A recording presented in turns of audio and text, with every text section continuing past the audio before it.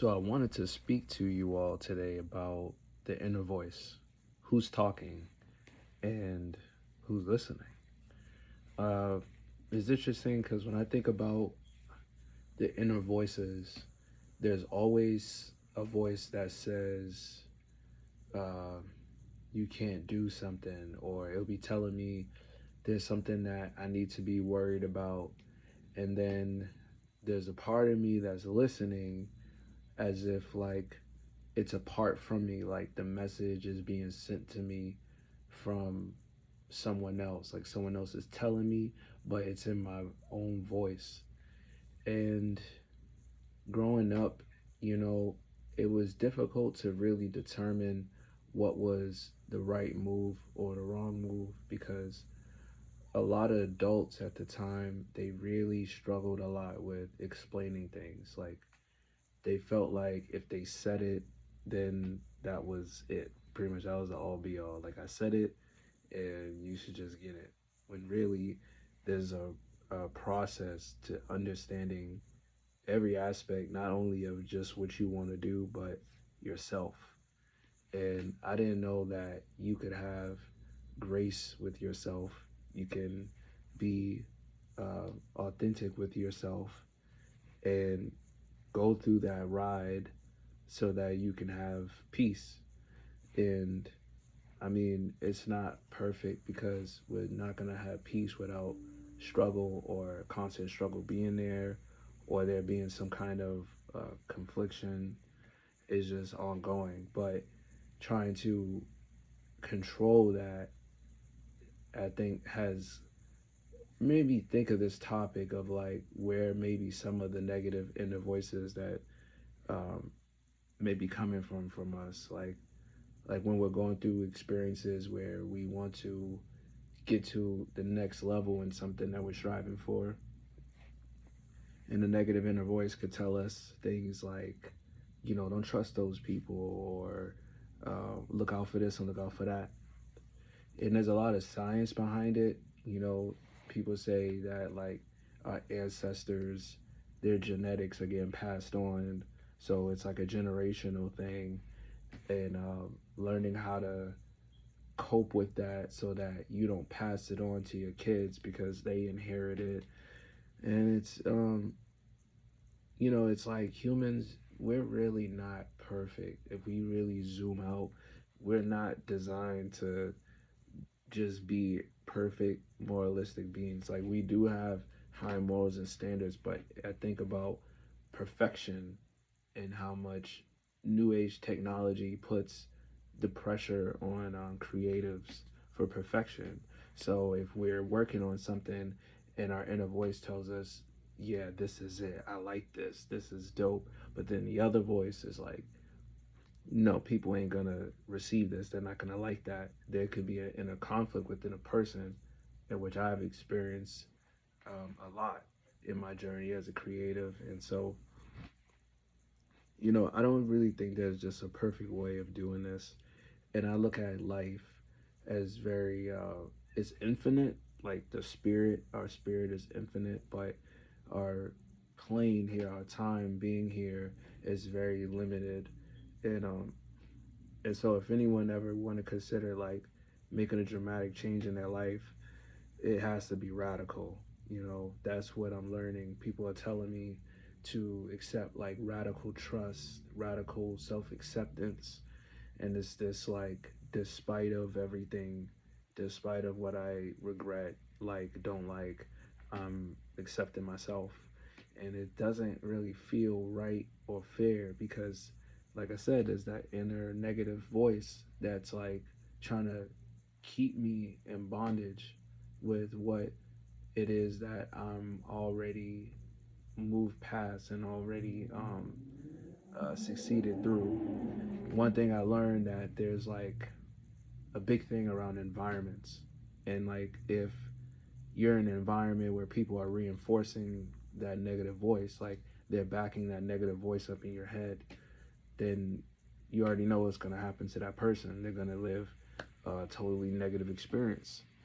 But if it's, say, other people who are encouraging the positive voice or the more voice that's empowering, which people consider to be the more authentic version of ourselves, is the one that's empowering and positive. And and I know there's other schools of thoughts where people try to blend both worlds together to become like, I guess, this superhuman being where they could be really dark and evil, and then they could also be really positive and angelic. But I really do think we should let go of the restraints, like we really got ourselves by the collar, trying to keep ourselves back from being happy. We set these goals of like, I'm not going to be happy unless I get to this point, or I do this with my life, or that. And so that almost becomes like an idol, but it's really being driven by that negative voice, that voice that's constantly going. And if and it's just one of those things where, like, I don't know, I don't really have all the answers to where things are coming from. I just know about my own personal experience, and what's been giving me more peace and clarity and wisdom to be able to live more authentically. And for me, it's really been addressing the truth about myself, the truth about what it is I like and don't like. And sometimes it's hard identifying what you like. And so you got to start off with what you don't like.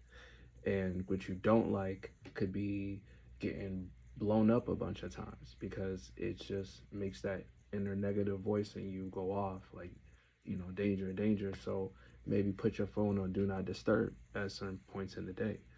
Maybe the people around you won't really like that too much, but it would help you create that boundary so you don't end up with a personal issue with somebody, that you don't want to have, like a subliminal issue or passive aggressive issue with someone, and you can't be honest with them. That's kind of like a good way of creating that boundary of like, let me put my phone do not disturb.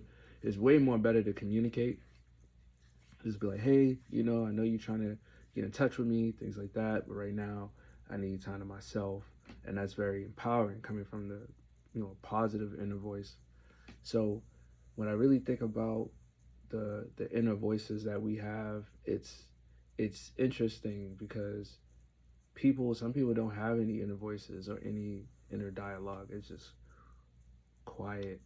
And I I'd be curious to know what experience, like what life is like for those kinds of people where there's no self talk really, unless they induce it or unless they have a conversation with someone. I'm really curious about their perspective and how they see paths to wellness, and how inner voices or any voice, your authentic voice, how that works, and what's the components of an authentic voice. Because really we're all searching for that. We really are. We're looking for the sweet pinnacle level of I'm real, I'm authentic, and I'm myself. And it's interesting because other beings on this planet don't have those kinds of fights with themselves.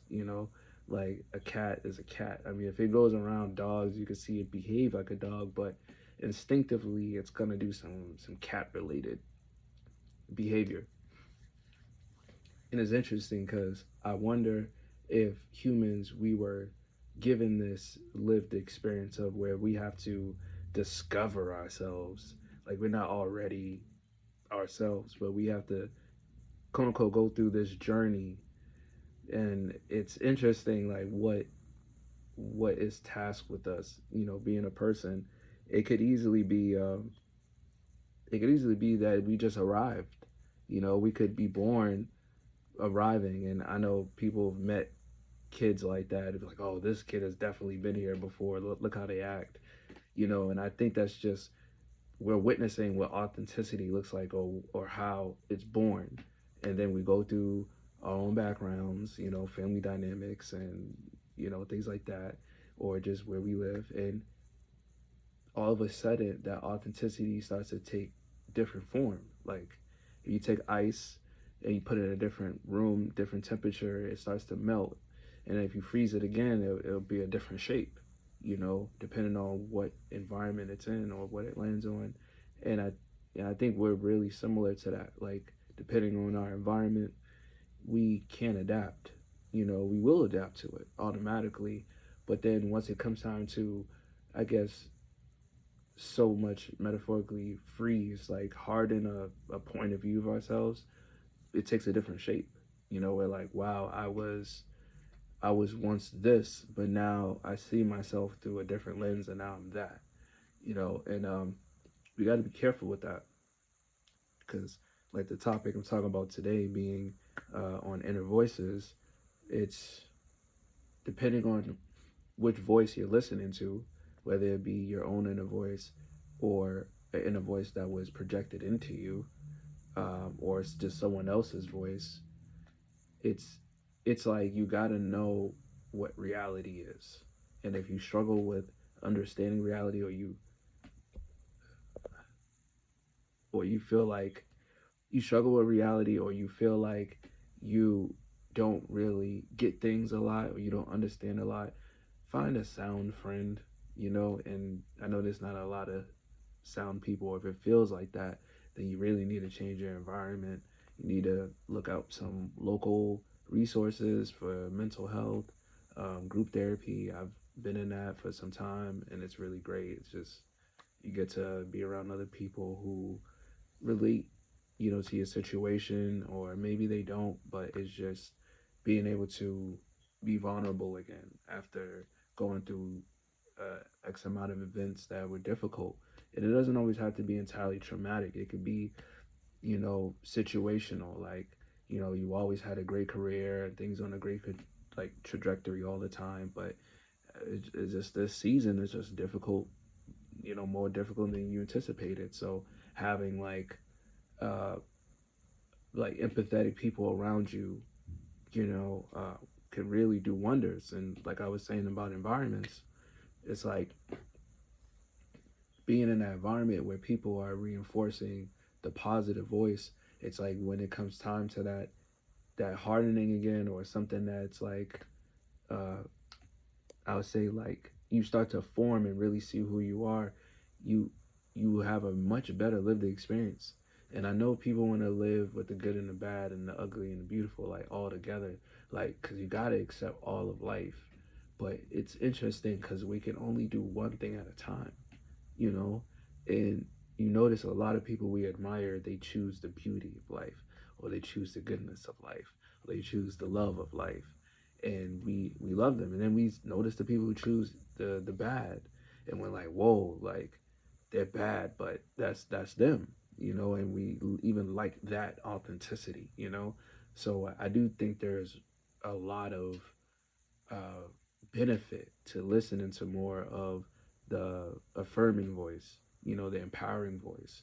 And if it's empowering you, I think, to do something more negative and harmful to others that infringes on their freedom and their rights and their well-being, that's that can't be empowering at all, because that can only backfire on you. You can only backfire stepping on the next person to get ahead, or oppressing a group of people. It only goes but so far, and then the community starts to demand karma. The community starts to demand some kind of reparations,